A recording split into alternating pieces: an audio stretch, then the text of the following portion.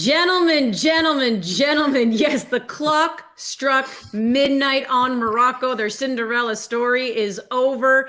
And I think this is a thing for Gareth where he just likes to hold up picture frames with the name of the country going to the final. Yesterday was Argentina. Today, it's France 2-0. They are the victors over Morocco in the second semifinal. So Qatar 2022 final is set. Argentina versus France, as we welcome you on into Good Night Qatar. Andy Petrillo, Oliver Platt, Jordan Wilson, Gareth Wheeler. France, this is something pretty incredible. We can talk about them getting back into the final, looking to do something we haven't seen since the 50s. That's, of course, win back-to-back World Cup titles. Brazil was the last to do that.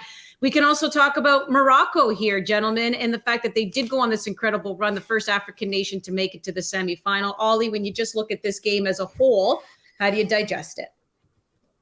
Well, I thought it was a lot more of a contest than maybe we expected when France took the lead so early. Like when Morocco falling behind in that game, for me, it felt like good night, right? Like I'm just not sure that many people would have thought from that position that they would be able to come back into the game. They'd been founded, obviously, on that defensive identity, stopping teams, grabbing a goal. It felt like a mammoth task to get back into it, but I thought their response was excellent, and their performance overall was excellent. And France, like it's a remarkable achievement to go to back-to-back World Cup finals, but there's something about them. It's like me in college; they do just enough not to get kicked out on a consistent basis. Like they're never any more than that. Just enough to get by. Hey, and you went to college? Like Wow! Yeah. Can you believe it? Lies. I know. It's a bit like watching Real Madrid. Like. Ignore him, Ollie. Did I throw you off here? He's like, oh my God, did I go to college? It was the core of laughter like 5 seconds later that threw me off there. It's like watching Real Madrid in the Champions League, right? It's the performances don't necessarily blow you away, but there's something about them that finds a way. And I think that's, probably when you look at both teams that are in the final now, I don't think they're spectacular teams. I don't think they're all-time teams, but they're defensively good enough. They keep their heads in moments of pressure, and then they have difference makers when you look at chiefly Messi, Mbappe, and Griezmann, and those guys are deciding the tournament right now. I think the story a lot of people will say is that like Morocco ran out of gas. So I think today Morocco played a team that was better. Not better by so much, but 2 goals better. Like, again, Morocco starting the game and getting punched in the gut 4 minutes in with Theo Hernandez. Now you have to balance, hey, we have to be locked in defensively, but we have to go and affect the game in some way, shape, or form. And they did that, but it becomes such a tall order when you have to defend well and have the likes of Mbappe and Giroud, Dembele, and you have all these guys you have to worry about, but then you also have to go and score. You know that you're losing. So it felt like Morocco did an amazing job of taking it to them, but it just felt like a too tall order. When you concede so early and you have to change the game or chase the game, it just seemed like too much to ask for the squad today. Well, it happened even before the opening whistle. Like, it was a risk for the manager to go in and start 3 injured players, or try to start 3 injured players. A guard that comes out before the game even starts. Saiss lasts less than 20 minutes. Mazraoui needs to come out at halftime. Rolls the dice, started with 5 at the back. Like, this team played a strong 4-3-3 the entire tournament, switching it up. That was a mistake, in my opinion. That's the only negative thing I'll say about Morocco, in fairness, because that the effort, the heart, the soul that they put into this tournament, it was admirable. They were ready for an all-out war on the field today. I don't think France was prepared or equipped for it, and it almost paid off, and it almost came to the good. Just a better France side won this game. I echo both Ollie and Jordan's sentiment here. Like, it's not just Kylian Mbappe. Antoine Griezmann's like $100 million player. Tchouameni, I don't think that enough people are talking about how good he has been in central midfield. He's a $100 million midfielder. Like, a $50 million center back came in for another $50 million center back that was missing today, with Konaté replacing Upamecano. Like, and Konaté was unbelievable alongside another Rolls Royce of a center back in Raphael Varane. Like, this French team, the players that they have in it, they're all game changers. They're all game breakers in their own way. And I don't think that they were spectacular today. It's just the individual talent, ability, and their knack for, being the right place at the right time and capturing the moment, paid off here. but Morocco was full value for being in this game right to the end. We'll have a lot of time to talk about France because they're going to the final. But Ollie, when it comes to Morocco, I mean, is this a team that you think just rode that momentum, the fact that the fans were in their favor and everything did seem to go their way? Or is this a legitimate contender where you're still thinking 2026, keep your eye out for them? I don't know if I would go as far as legitimate contender. I think there was an element of riding a wave of momentum here, but I also don't think that they're a team that it's, unthinkable that they could be a regular knockout stage team going forward. So I think this team has real quality, and they showed that again today. Again, I thought it was an outstanding effort, an outstanding performance from them that just lacked the kind of quality that France had in the key moments. Morocco caused France real problems in this game. I thought Varane and Konate had to be excellent at the back. They were getting asked to do a lot. This is a good team when you look at the talent they've got, led by players like Ziyech and Hakimi. And you look at what's underlying it in that country as well. It's a country that's underachieved for a long time, and they've addressed it. They have a very wealthy king who's poured a load of money into a national training center, which is already starting to produce players like Unai, who we're seeing at this tournament. They've got a really solid club game, real passion for the game among supporters in that country, big crowds. So I think this is a team that can certainly be relevant at a World Cup on a consistent basis. Are they going to do this again in 2026? I think that would be very difficult, but it's not a team that's going to completely go off the map here. Yeah, Andy, like this team, we documented it coming into the tournament. They have 20 players playing in European football. So they lost and good divisions as well. Like they lost Saiss and Agard, and they bring in a player that plays in Spain, the top division for Valladolid, and Brest was the other center back who plays in the top division of French football. So their backups are quality. They have some good young players coming through. It's just the margins. It's so difficult to predict how the draw will go, the slim margin between victory and defeat. Like Spain, Sarabia went off the post late against Morocco. It could have been a different story there. Even in this game, the first goal, I think the sentiment's true that people have pushed out that whoever scored the first goal was going to be in pole position to win this game. This was the first time that Morocco's trailed the entire tournament. And I actually think the goal conceded, you can track it back to yesterday's game and the penalty that was given up, in my opinion, a soft penalty given up with a goalkeeper obstructing an attacking player. Because on that goal, great slip pass by Varane to Griezmann, but the ball was played across. It came to Theo Hernandez. And Bono, who's been so good in this tournament, he hesitated. I don't think he fully wanted to come out and commit, in danger of potentially giving up a penalty in that early stage of the game. So he held back. You actually see him hesitate. He thought about going out for it and held back. So again, it's just those slim margins between victory and defeat. If maybe he comes out and is a little bit more aggressive and doesn't foul the player and makes a save or cuts off the angle in that moment, Morocco goes on and potentially goes on to win that game. It's crazy how these things play out, but I absolutely think what played out yesterday had an effect on a profound effect on what happens in today's game. I think you might be right, Wheels. And yesterday I was like, oh, it's a clear pen. And I actually watched it back twice, and I'm like, it could go either way. I mean, it being given, whatever, it's done. You can't cry over spilt milk, but it's a bit like, I don't know. You know what I mean? Also, Luka Modric's talking about it as well. He doesn't really cry over many things. Him coming out, and I was like, okay, I'm going to watch this back. But I agree with you. I think he can get a right paw out, and maybe he hesitates for a second and try to make himself big. But everyone who's played the game or who watches it is like, you have a split second to make a decision. Defenders, midfielders, or the ball's on the back of your net. Like, it's just those fine margins. But I think I could say with all of my being that, like, Morocco overachieved this tournament. Like, they've gone so far. No one expected them to be in the semifinals, but then to play like that at a semifinals with so much confidence, so much determination, so much belief, it was something to be seen. All I heard was, Gareth, when you say something, I don't listen. But if Luka Modric says something, then I believe it. That's all I heard Jordan say. You're basically the same quality of man. Yeah. Luka Modric and Wheels. Same dude. Look, I'm a very modest human being, and I can admit that Luka Modric has more credibility than me. So there you go.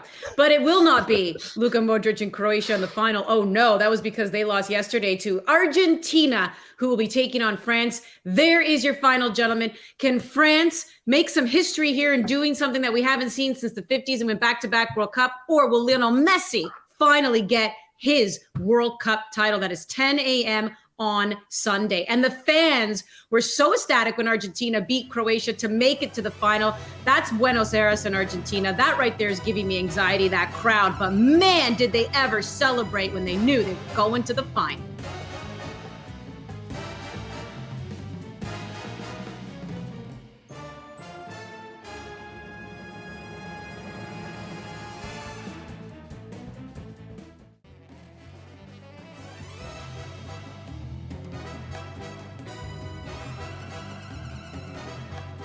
Welcome back into Good Night Qatar. Let's talk about the final now. Argentina, France. I'm going to come to the betting man first. That is you, Wheels. Who's the favorite? What do you think the betting line is on this game? Try to explain it to me. I can tell you, Pinnacle's the sharpest book. It's already moved already. It's just about even odds across the board for Argentina, draw, or France. But it moved from Argentina plus 187, France plus 180. 185 and the draw at about plus 210. Now Argentina are slim favorites. There's nothing to it. Plus 182, plus 184 for France, and plus 211 for the draw. So I think that's fair. I think that there's going to be a lot of money that's going to back Lionel Messi in this game. A lot of public money that's going to back him because that's a sweetheart story. I think that casual football fans, I've spoken to many of them over the last 24 hours now. There's a whole lot of backing. People want to see Messi go on and win the World Cup. I think that's going to kind of dictate some of the betting patterns heading into this game. Well, can I just ask a question? As somebody who did not understand a word you just said about plus this. Argentina are a slight favorite, but it's basically even odds. So you should have seen her face. That was my face. Andy, your eyes crossed, your eyebrows are raised the whole time, and you're just looking at me like this. I just want to know, who am I putting money on? That's who I need to know. Well, I would recommend, like, when it's basically even odds across the board, what do you think is going to happen, Andy? Is it going to be Argentina? Is it going to be France? Or is it going to go to extra time? I'm surprised France on favorites. Well, that's the thing, I think it's honestly. Are you surprised? France, like I said, France opened up as slight favorites, but the Argentina Messi money is going to be rolling in. I think that's the England effect, where England are always shorter than they should be to win World Cups because everyone in England bets on them. Like, I think that's Messi. The same thing happening with Messi there, probably. For me, France should be favorites in this game. The big question I have, particularly when dealing with Mbappe and Griezmann, is, have Argentina played anyone who's really that close to France in terms of quality at this tournament? I'm not sure they have when you look at their pathway. So, look, I as much as anyone, I would love to see Messi lift this thing and cap off that story, but I would give France the edge personally. I'm giving France the edge as well, Ali. I agree. Just them winning it the last World Cup, but also I think they're a better squad. I will say that Argentina have Messi, which is an X factor. The way he's been playing is unbelievable. But France, even with Mbappe not playing his best or contributing, they're still finding ways to win. They're still scoring 2 goals a game. They're still finding ways to dominate a team. So, Wheels, you got something to say? Yeah, but I mean, isn't that the case when it comes to Argentina as well? Like, aside from the last game against Croatia, they found it difficult just hanging on against Australia, just getting by, penalties against the Netherlands. I don't think it's been straightforward for Argentina either in this tournament. I do, from a stylistic perspective, it's kind of nice for Argentina, to be honest with you, because Morocco was very physical with France today, and they had a very difficult time coping with that. This Argentina team has some steel in it. It has some of that chippiness, some of that dirtiness, some of that what's going to be required if you want to go on and win this tournament, right? There's a lot more sandpaper in this Argentina side than there is this French team for me. So I think stylistically that makes sense. Argentina is being tactically flexible. If Lionel Messi can find those pockets of space in between the really good center backs on France and a midfield where they only play 2, if Scaloni decides to load the midfield in this game, then perhaps it kind of skews in Argentina's favor. You know what this game, Andy's going to be billed as, though? It's like Messi versus Mbappe, isn't it? Like that's. But I think that the game has a lot more to do than just those 2 players. Well, okay, fine then. But let me ask you this, Ollie. Do you think Messi needs to be the best player on the pitch for Argentina to win? Or do they have enough depth to get it done? No, they don't. He absolutely needs to be the best player on the pitch. But so far, you've got to say at this tournament, like every game, Messi has found a solution, right? Like, and that's the thing about him is when you talk about game planning for this guy, like he spends the first few minutes of each game just walking around figuring out where the gaps are, and then he exploits them. Like it's pretty incredible to watch him, and that's why I think he's been able to do it to this age, is because so much of it is about his intelligence, his reading of the game.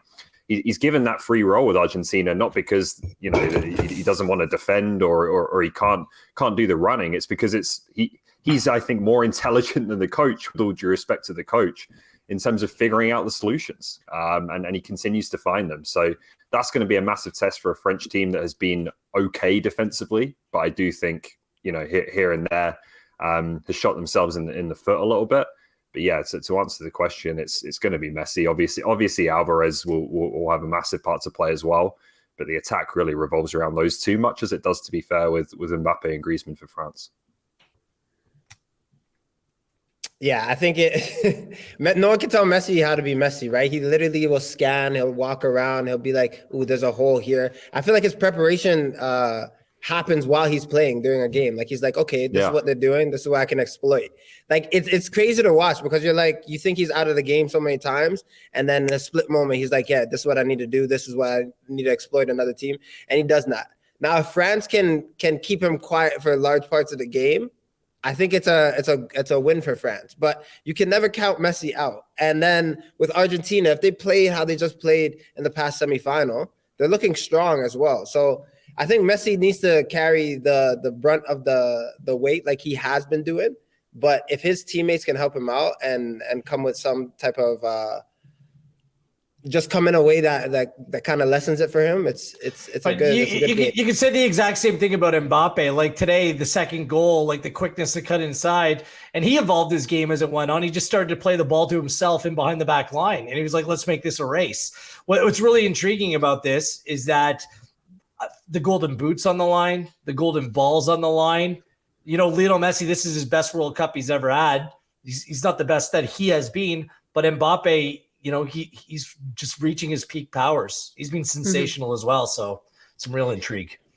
So the World Cup is all about who's going to win it, guys, which is why we care about the final. But there is a bronze medal game that does happen. So, of course, that's going to feature Croatia and Morocco. But I have to ask you, Wheels, I mean, I know in the Olympics, it really does matter because medals matter, right? Your first, second, and third.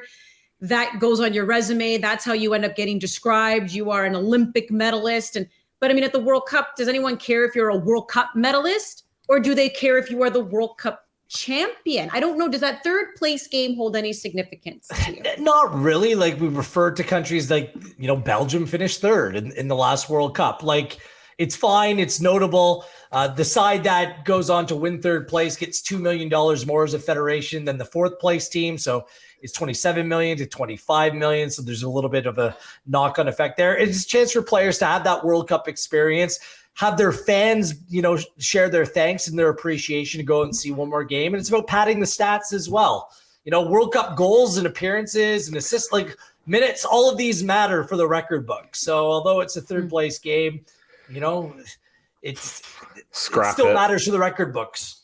Yeah, I guess for the fan, maybe if you're just the fans of those teams. Yeah, but from a federation perspective, I guess all of you still care about the money. So just so you know how it's distributed, the winner gets 42 million, the runner-up gets 30 million, third place gets 27 million compared to fourth place, who gets 25 million. So just equalize it for the two losing semifinalists. Who cares, honestly? This is a glorified friendly. The stats shouldn't count in World Cup stats. Like everyone knows like this football? Game is... Do you not like watching football? Like, I like the more games, meaningful the better football games.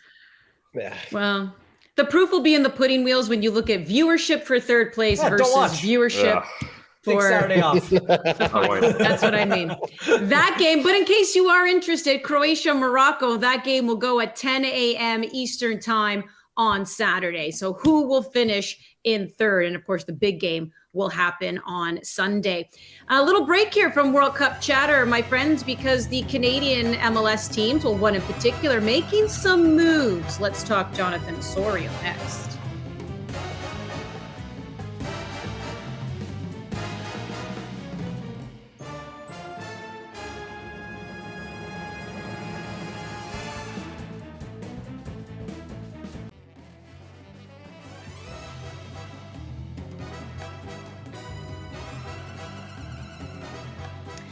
Welcome back into Good Night Qatar. Andy, Ollie, Jordan, Wheels with you. Let's talk a little Major League Soccer, shall we, gentlemen? And Jonathan Osorio, who just got back from Qatar playing with the Canadian men's national team, has re-upped with the only team he's ever played for in pro soccer. And that, of course, is Toronto FC. We're hearing 3 years, gentlemen. It is TAM. I don't want to get into the TAM, GAM versus DP. Bottom line is he's getting paid in the 7 digits. He remains a Red. Ollie, what do you make of this signing for Oso? Yeah, and a really interesting one, because I thought the temptation would be there for him to potentially go to Europe, as he said, was kind of a dream of his for some time. So the interesting question for me now is, what can Jonathan Osorio do over the next few years, looking at 2026, to keep himself in that picture? I don't think he's too old. I think he's got every chance of being at that World Cup. But can he in MLS, continue to progress his game, grow his game, develop in different ways? That means he's really playing, his best football going into that tournament. I think that's sometimes been difficult for players who start to get into their 30s in MLS. There's a bit more of an opportunity to challenge yourself, I think, and put yourself outside of your comfort zone in Europe. So that, I think, now is the challenge for Osorio, staying with Toronto FC. Mm-hmm. What do you make of it, Wheels? I was at the press conference yesterday. It was like, I don't know, it was a weird vibe. It was very, very quiet. Like, when a player re-signs of this magnitude, you think it's going to be a little bit of a celebration. It's going to be uplifting, but it was kind of... Look, is that so? Okay. It was really weird. I can't put my finger on why. Do you think it's also because everyone's still in World Cup fever? I did kind of find it a little odd. I don't know. I don't know. I think it's because the club's maybe in transition right now. That maybe that's why. Look, Osorio staying is great. I'm a big, believer in one club players, someone that's making a difference in their city. He's done fantastically well. He's getting paid a lot of money for it as well. I'm thrilled for Oso, and it sounds like he made this decision after the World Cup and family considerations. There was a lot that sounded like it went into it. It does come with risk, however, because so many Canadian players are now going to play overseas. What happens there? And the fact that Toronto FC hasn't been very good over the last 2 years, and no one knows if they're going to be able to turn this around and what this rebuild's going to look like. What if the team struggles? Does that then turn on to him? Like, this isn't a slam dunk here. So I still think there's some unknown about the move. You trust the guy. He's made a difference in this city. He's made a difference at the club, and he'll go down as a club legend. And good on him for cashing in.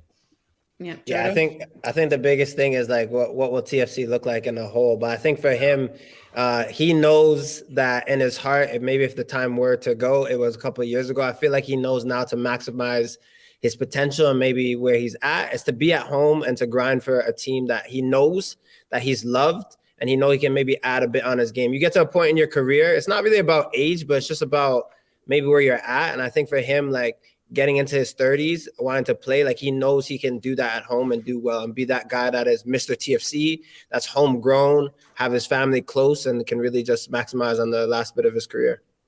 Yeah, and I never want to take away from a player's dream of playing in Europe, because I know that is still such a big deal. But to your point, Jordan, I mean, he is 30. It's kind of where he's at. And I just wonder, do you want to go to Europe and maybe have a decent career? Maybe not. Maybe be on the bench. Maybe get some playing time. Maybe not. Where you're a legend in Toronto.